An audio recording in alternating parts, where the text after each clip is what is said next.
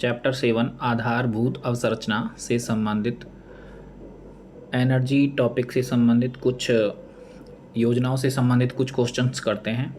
PM कुसुम योजना के घटक सी फीडर लेवल सोलराइजेशन के वित्तीय प्रावधानों के संबंध में निम्नलिखित कथनों पर विचार कीजिए।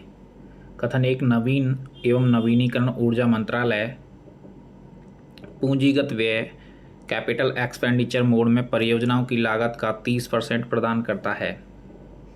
कथन 2, नवीनीकरणीय ऊर्जा सेवा company renewable energy service company mode में केंद्रीय वित्तीय सहायता सेंट्रल फंड असिस्टेंस 1.05 करोड़ प्रति मेगावाट की दर से दी जाती है। यह सहायता सभी पंप क्षमताओं के लिए समान रूप से लागू होती है। तो सभी पंप क्षमताओं के लिए समान रूप से लागू नहीं होती, तीसरा कथन गलत है, बाकी दोनों बिल्कुल सही हैं।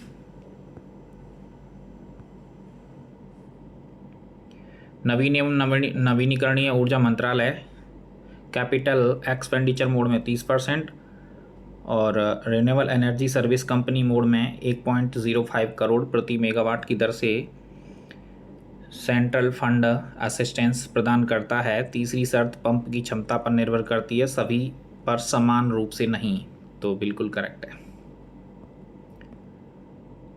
पीएम कुसुम घटक सी के अंतर्गत पंप क्षमता और केंद्रीय वित्तीय सहायता के आधार पर निम्नलिखित कथनों पर विचार कीजिए।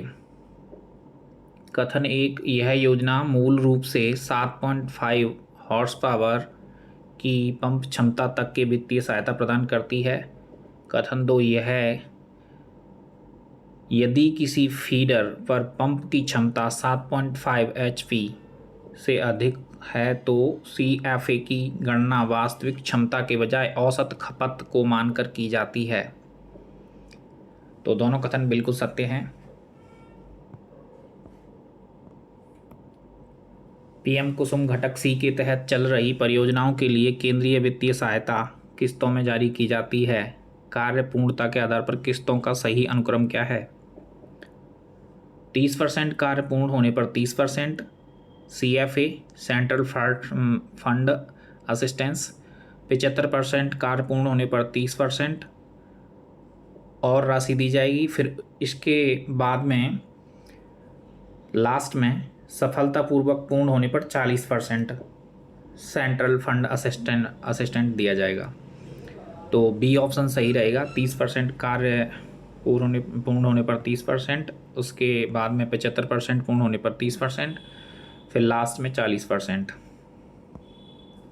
पीएम कुसुम घटक सी के अंतर्गत कार्य सफलतापूर्वक पूर्ण होने पर 40% राशि के भुगतान के संबंध में निम्नलिखित कथनों पर विचार कीजिए। कथन 1, सौर संयंत्र के सफलतापूर्वक स्थापित होने पर डिस्कॉम के माध्यम से 25% राशि जारी की जाती है। कथन 2, स्थापना के 2 माह पश्चात सफल संचालन होने पर 15% राशि जारी की जाती है, बशर्ते 1 माह में न्यूनतम CUF प्राप्त किया गया हो। CUF का मतलब यहाँ पे है कैपेसिटी यूटिलाइजेशन फंड से है, जो मिनिमम इतना होना चाहिए जो गवर्नमेंट ने फिक्स कर रखा है, मिनिमम उसका कोई क्राइटेरिया होगा, उसकी पूछ रहा है। तो मिनिमम होना चाहिए जितना क्राइटेरिया है।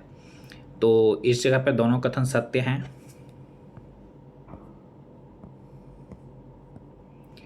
दिसंबर 2025 तक पीएम कुसुम घटक सी की उपलब्धियों के संदर्भ में निम्नलिखित कथनों में से कौन सा कथन सही है?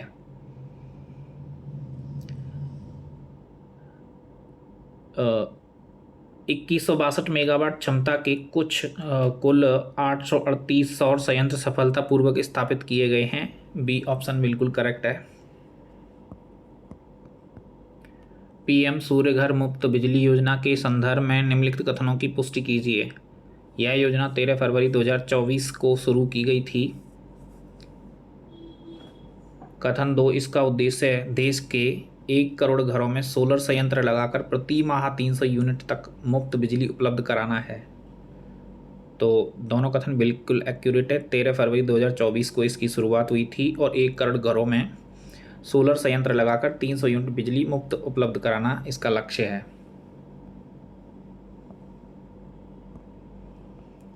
पीएम सूर्य घर मुफ्त बिजली योजना के तहत विभिन्न क्षमता वाले सोलर पैनल के लिए निर्धारित संरचनात्मक सब्सिडी के संबंध में निम्नलिखित कथनों का मिलान करना है। तो 1 किलोवाट क्षमता के लिए 30,000 सब्सिडी हो जाएगी, पहले में बी, तो फर्स्ट में बी, दूसरा और चौथा ऑप्शन। 2 किलोवाट क्षमता के लिए 60 सी, तो 2 में सी, तो बी ऑप्शन हो जाएगा। अतः 1 किलोवाट क्षमता के लिए 30,000, 2 किलोवाट क्षमता के लिए 60,000 तथा 3 किलोवाट क्षमता के लिए 78,000 की सब्सिडी प्रदान की जाती है। राजस्थान राज्य में पीएम सूर्य घर मुफ्त बिजली योजना के अंतर्गत राज्य सरकार द्वारा प्रदान किए जाने वाले अतिरिक्त अनुदान टॉप अप सब्सिडी के बारे में सही कथन चुनें। राज्य सरकार द्वारा हर घर पर सोलर पैनल लगवाने पर 1,000 प्रति घर अनुदान ग्राम पंचायत द्वारा दिया जाएगा। यह कथन बिल्कुल सत्य है। पीएम सूर्य घर मुफ्त बिजली योजना के वितरण और प्रशासनिक तंत्र के संबंध में निम्नलिखित कथनों पर विचार कीजिए। कथन 1, इस योजना के अंतर्गत रूफटॉप सोलर संयंत्रों की लिए सब्सिडी, बैंकों से रियायती ब्याज दरें तथा पंजीकरण, अनुमोदन एवं अनुदान वितरण के लिए पूर्णतः ऑनलाइन प्रणाली है। यह योजना केवल ऑफलाइन माध्यम से चलाई जा रही है। तो दोनों में विरोधाभास है। जब ऑनलाइन प्रणाली है तो ऑफलाइन क्यों चलाई जाएगी? तो कथन 1 सत्य है, दूसरा गलत है। दिसंबर 2025 तक पीएम सूर्य घर मुफ्त बिजली योजना के तहत राजस्थान की स्थिति के बारे में सही तथ्य पहचानें।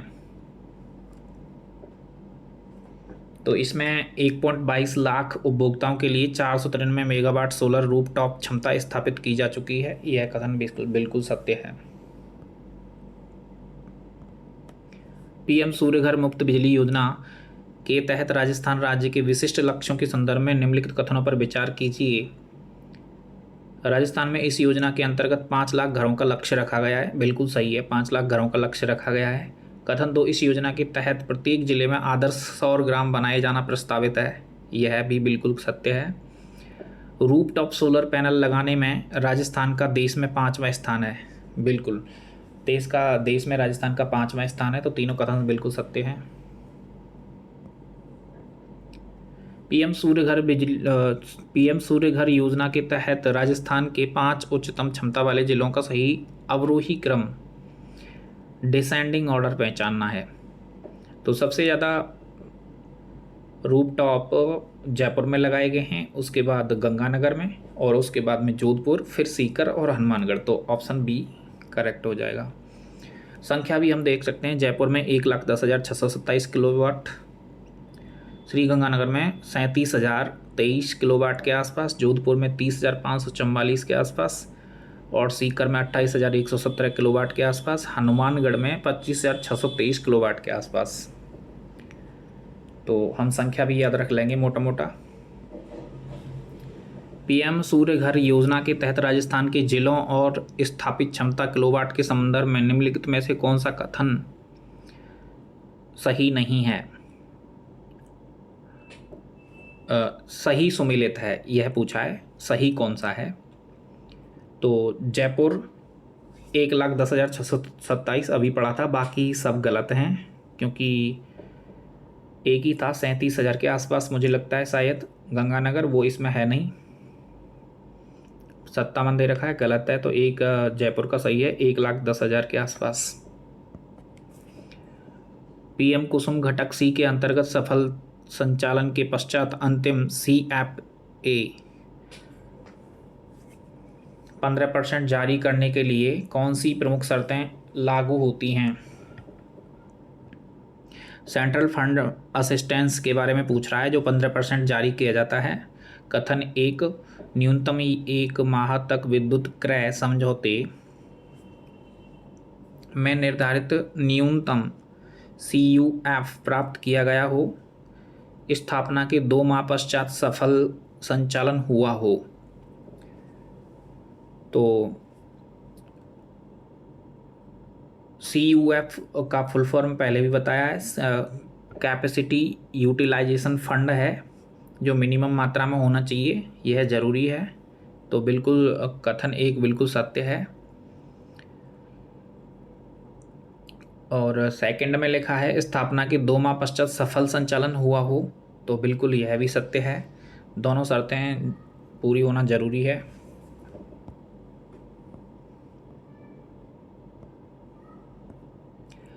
पीएम कुसुम योजना के घटक सी के अंतर्गत कैपिटल एक्सपेंडिचर मोड और renewable energy service corporation mode की वित्तीय सहायता कैपिटल फंड असिस्टेंस के बारे में सही कथन पहचानें।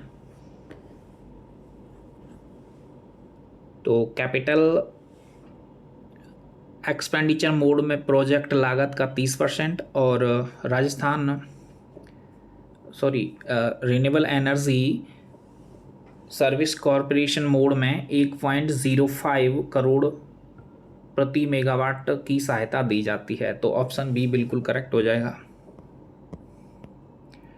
पीएम कुसुम घटक सी तथा पीएम सूर्य घर मुफ्त बिजली योजना के संबंध में निम्नलिखित कथनों पर विचार कीजिए। पीएम कुसुम घटक सी का संबंध फीडर लेवल सोलराइजेशन से है, जो कृषि उपभोक्ताओं को लाभान्वित करता है। कथन 2, पीएम सूर्य घर मुफ्त बिजली योजना का मुख्य फोकस घरेलू उपभोक्ताओं को 300 यूनिट तक मुफ्त बिजली प्रदान करना है। दोनों ही योजनाएं नवीनीकरण ऊर्जा सौर ऊर्जा के उपयोग को बढ़ावा देने के लिए बनाई गई हैं। तो बिल्कुल सत्य हैं, तीनों कथन सत्य हैं।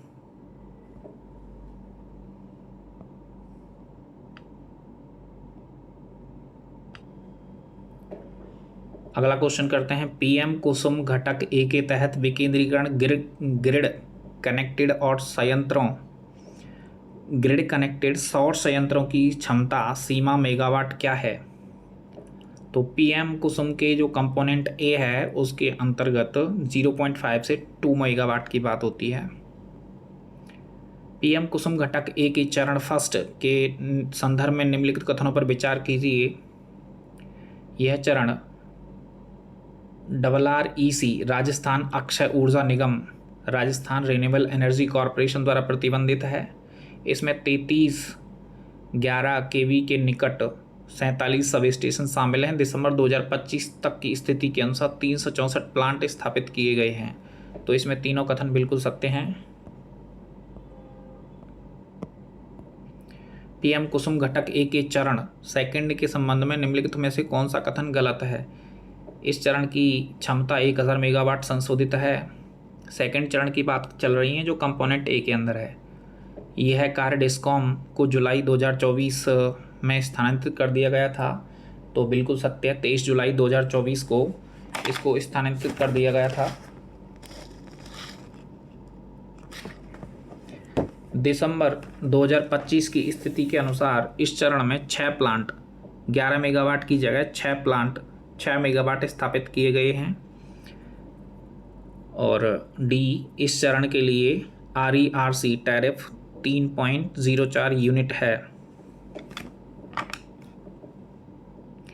तो इसमें ऑप्शन सी बिल्कुल गलत है, क्योंकि 6 प्लांट 11 मेगावाट हैं, उनकी जगह पर 6 प्लांट 6 मेगावाट बिल्कुल नहीं किए गए। तो सी ऑप्शन गलत हो जाएगा। पीएम कुसुम घटक ए के चरण थर्ड के संबंध में निम्नलिखित में से कौन सा कथन सत्य है?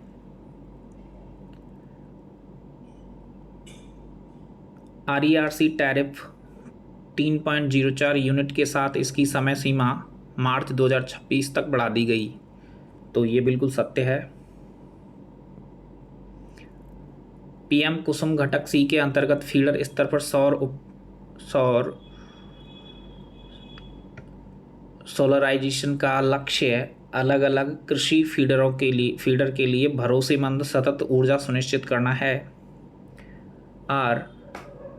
कथन आर, घटक सी का निष्पादन डिस्कॉम सब स्टेशन के माध्यम से किया जाता है। तो कथन एक बिल्कुल सही है, कथन कारण भी सही है। और यहाँ पर डिस्ट्रीब्यूशन कंपनी के बारे में जो कथन है व्याख्या कर रहा है ए की, तो बिल्कुल सत्य है। पीएम कुसुम घटक सी के तहत रैस्को मोड में नवीन एवं नवीनीकरण ऊर्जा मंत्रालय MNRE द्वारा कितनी केंद्रीय वित्तीय सहायता सेंट्रल फंड असिस्टेंस प्रदान की जाती है? तो 1.05 करोड़ प्रति मेगावाट, हमने थोड़ी देर पहले ही पढ़ा है। पीएम कुसुम घटक सी के स्ट्रक्चर्ड CFA संवितरण मार्च 2024 के अनुसार 30% 30% से 75% काम पूरा होने पर कितनी केंद्रीय वित्तीय सहायता जारी करने का प्रावधान है? तो हमें पता है सबसे पहले 30% काम होने पर 30% मिलती है, उसके बाद में 30% से 75% काम पूरा होने पर भी 30% असिस्टेंस मिलती है। उसके बाद में लास्ट में 40% असिस्टेंस दी जाती है 25% और 15% के रूप में। घटक सी के अंतर्गत संयंत्र संचालन ऑपरेशन के पश्चात डिस्कॉम के माध्यम से 2 महीने के सफल संचालन के बाद कितनी केंद्रीय वित्तीय सहायता सेंट्रल फंड असिस्टेंस संवितरण की जाती है?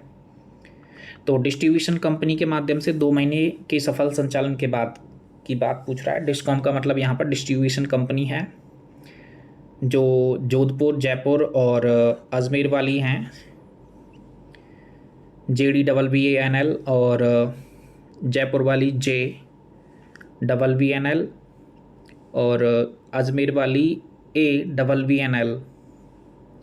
तो डिस्कॉम के अंदर तीनों कंपनी आती हैं, जयपुर, अजमेर और जोधपुर वाली, के माध्यम से 2 महीने के सफल संचालन के बाद कितनी केंद्रीय सहायता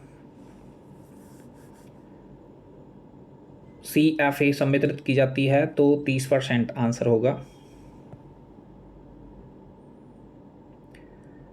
देखते हैं, इसमें पूछ रहा है 2 महीने के सफल संचालन के बाद, लास्ट में जो 40% दी जाती है असिस्टेंस, उसमें 2 महीने के सफल संचालन के बाद 15% होगा।